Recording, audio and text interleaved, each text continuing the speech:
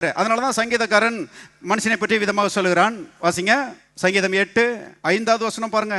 நீர் அவனை தேவ தூதரிலும் சற்று சிறியவனாக்கினீர், மகிமையினாலும் கனத்தினாலும் அவனை முடிசூட்டினீர். உம்முடைய கரத்தின் கிரியைகள் மேல் நீர் அவனுக்கு ஆளுகை தந்து சகலத்தையும் அவன் பாதங்களுக்கு என்ன செய்தீர்?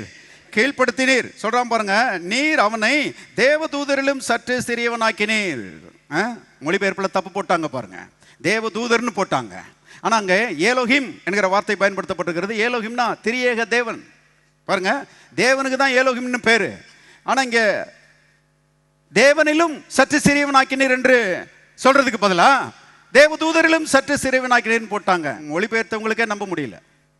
மனுஷன் தேவனை காட்டும் சற்று சிறியவன் என்பதை மொழிபெயர்த்தவங்களால கூட நம்ப முடியல. அதனால மாத்தி போட்டு விட்டாங்க.